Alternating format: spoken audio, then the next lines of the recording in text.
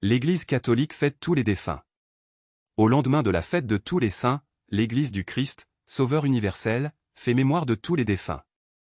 Cette célébration a pour origine une initiative de saint Odilon abbé de Cluny, au IXe siècle.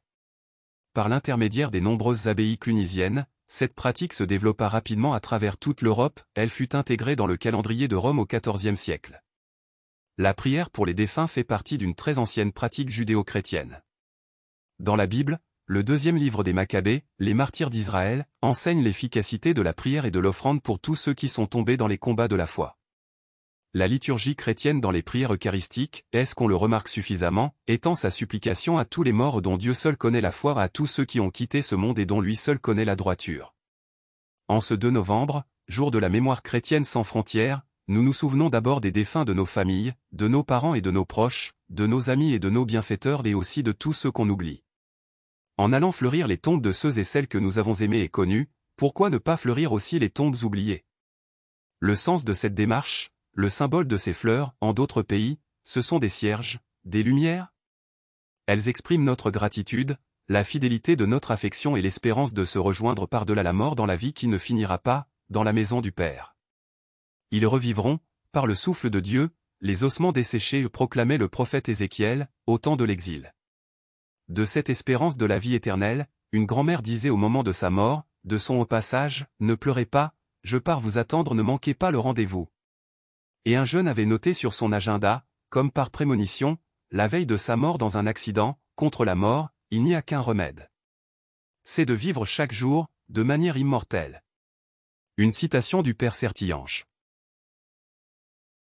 Deuxième lecture. La mort a été engloutie dans la victoire.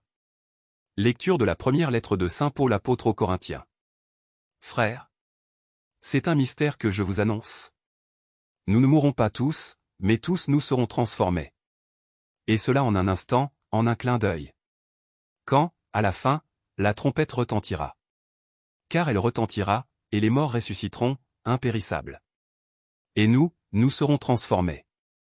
Il faut en effet que cet être périssable que nous sommes revête ce qui est impérissable. Il faut que cet être mortel revête l'immortalité.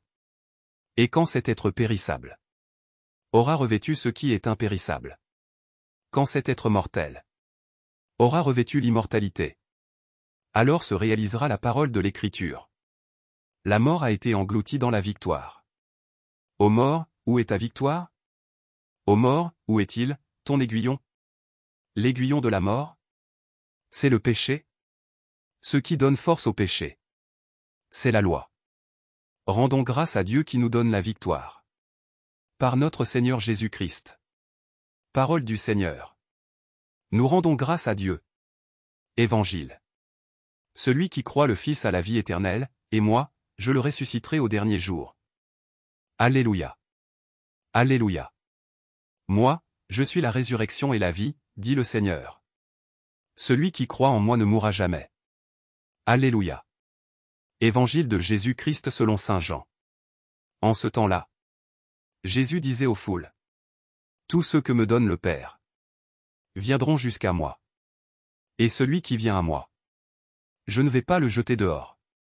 Car je suis descendu du ciel pour faire non pas ma volonté, mais la volonté de celui qui m'a envoyé. Or, telle est la volonté de celui qui m'a envoyé.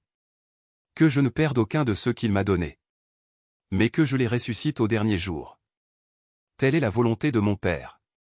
Que celui qui voit le Fils et croit en lui ait la vie éternelle.